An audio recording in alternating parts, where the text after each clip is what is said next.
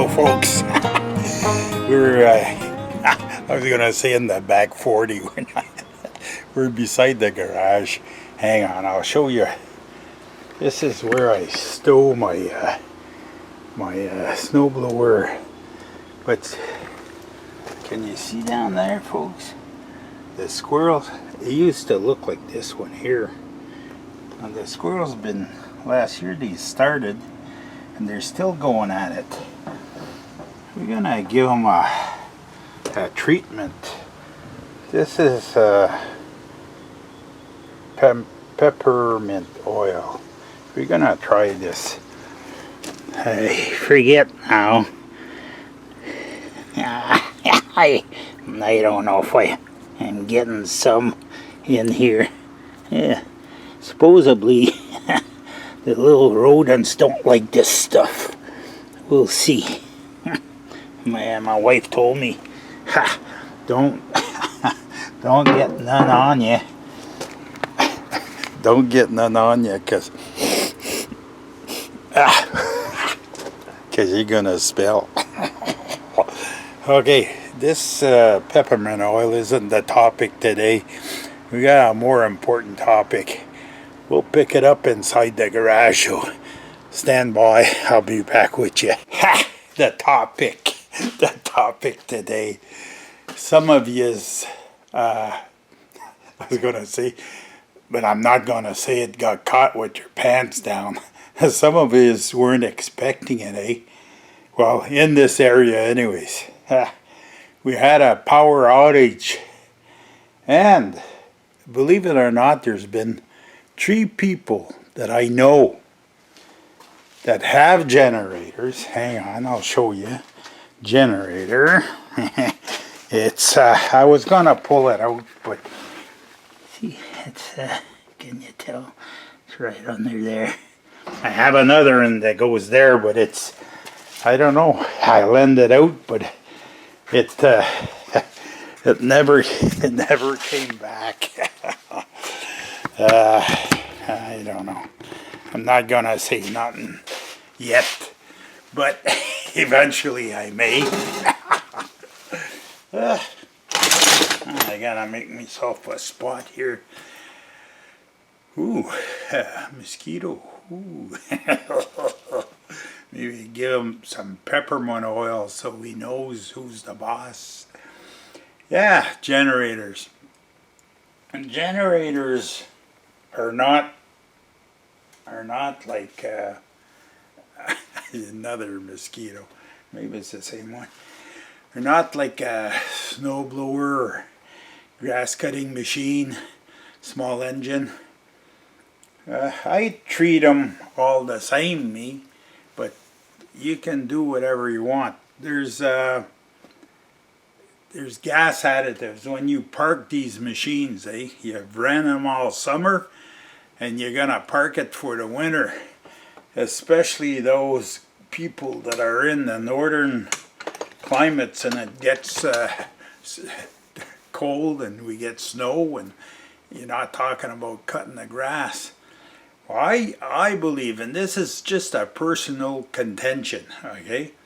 I believe that there's 2 ways to store these machines. I don't, hang on, I'll see if I can, I don't know.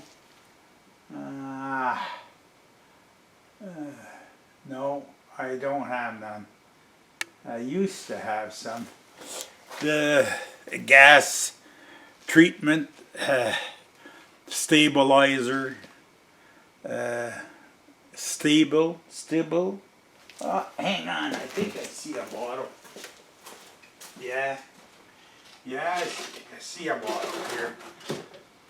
I still have some, but I've had this for a long time. This, but I don't use that. I don't believe in that. If I want to keep my machine and I don't want to drain it, but that's not what I do. High test gas through the running season. the grass cutting machines for the summer and the snow blowing machines for the winter run high tests. Nothing else but that. So there's no alcohol in the gas. When I park them, one of two things. You turn the shut off, you drain don't drain the gas, drain the gas out of the gas tank. But anyways, okay, we'll come back to this. You don't have to drain the gas on the gas tank for something that you're parking for 6 months, but run it till it runs dry. Next season, next grass cutting or snow blowing season, you turn the gas on, wait a few minutes, turn the choke on, and start it up. You won't have no problem. At the worst, it'll be dripping a little bit of gas. That means your needle valve is stuck open. You just tap it with the screwdriver, it'll come back to what it's supposed to be, and you'll be all right. A generator. A generator is not the same thing, okay? The last time you needed, here in this area, people needed a generator was in the ice storm. 6-8 years ago, I forget now, but it's been a while.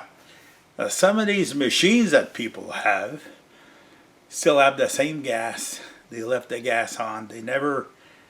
Some of them didn't even put none of this. I was going to say something. Terrell fixes all. Call it snake oil. Well, not necessarily this type. This Stable is one of the better ones that he tried. I made a note here. Fuel treatment experiment. Okay, and this is you'll find this on Terrell Fixes All channel. Okay, he did a fuel treatment experiment, and just to see which one worked and which one doesn't work. Needless to say, mosquito again. I think I got it that time. Needless to say, they almost all failed the test through time. I think the last one, he did a 5-month test. Some worked for 5 months. That's just the winter test, eh?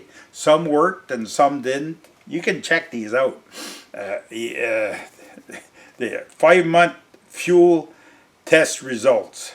Okay? And then the other one's called fuel treatment experiment.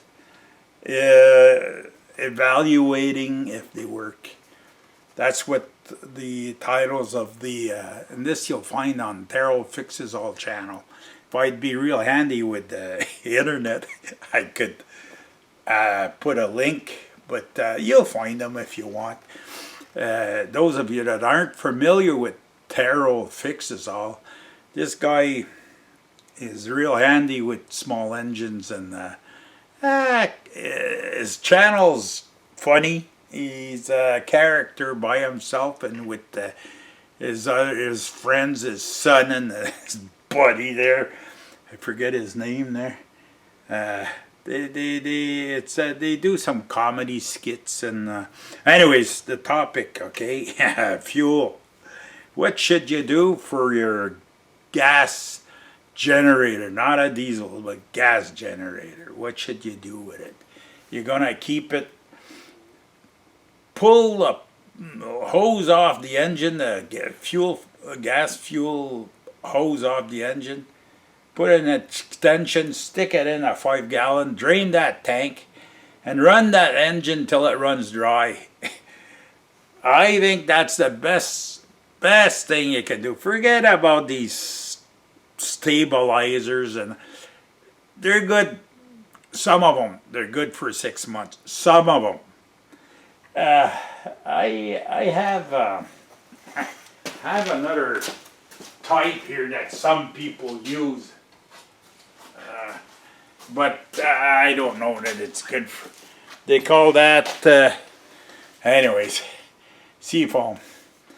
I usually use that if I have an engine that's not stable, not stable as in stable.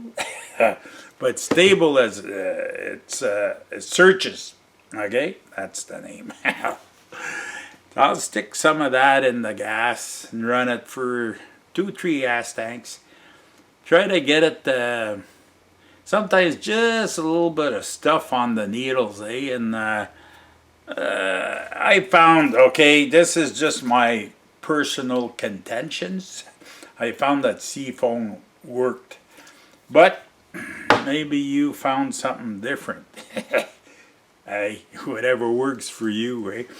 But to me, a generator, you want to park it the right way. Before you park it, check the plug, if it needs a plug, or clean it. Sandblast it, like we used to do in the old days. Change the oil, the filter if it's got one, do that. If you ran it, like right now, see that generator, I changed the oil, I changed the filter in it, I checked the plug, eh? Because that generator that I showed you, it ran 2 complete days for me here. Then I lent it, and it ran, I think, another 2 days. They were waiting, they didn't have no power. They were going to lose what they had in their freezer. Ha! Like a lot of people, they were well prepared, eh? But then when it comes to crunch, I have 3 generators. I have a 3-cylinder diesel right there. That needs a transformer because it's a 600 volt. I have another one beside it, and then I have another one that it's still on loan. You could say I'm prepared. You don't need them often, but when you need them, if you got them, you don't gotta. We were out power for about 2.5, 3 hours, eh? I told my wife, I said, I'm going to the garage where I'm going to take out my truck and pull the generator in the middle of the place, prepare everything, start it up. And then what I did is my 2 neighbors, one on each side, I had these extension cords. They're heavy. One of them was a number 12 multi-end. I can see it right now. It's down there. And the other one is a number 10, a 310 with 2 plugs, 2 complete plugs on. So I plugged that in the generator, and you can tell the generator was running and pulling. I don't know what they were doing. Like I know they saved whatever was in their freezer, and they saved what they had in the refrigerator. I don't want to flap my wings, but it's thanks to Gators being prepared. They were thoughtful once it was all done, and we got power back. One of them had bought a 5-gallon of gas because he knows these generators don't run with gas. The other guy wanted to buy some gas too. I said, hey, you keep it for now. Next time it'll be your turn. Your turn to buy gas. And that's it. You know, like you don't wait till the power goes off to scramble and try and find a generator like a lot of people did. And if you do have a generator, well, make sure it's ready, because if it's not ready and it doesn't want to go, when it's dark, it's hard to fix these machines. That's just my piece for the day, folks. I know I could have done something else. I could have done it different, but that's my way of fixing these small engines. Get them ready. Another thing I wanted to tell you, like a snowblower or a grass machine, if you start it and you run it, like just exercise the engine about every month or so, you don't got to put nothing in that gas tank, because whatever's stagnant in there will run through. But please don't put no 10% alcohol gas in your machines. That's what I think anyways. But if you go to these small engine shops and if they're truthful and they want to tell you the truth, that's probably one of the main reasons they get the most business these days, is people put that gas and they store their chainsaws or whatever it is, their whippers, they store them with that alcohol gas. It turns bad, corrodes, rusts the float bowl, and gels in the float bowl and plugs up everything in the carburetor. Anyways, you get the gist of what I'm saying. You take it for whatever it's worth, and you go check out Terrell Fixes All, the fuel treatment experiment. He's got, they're all new engines and all the different types of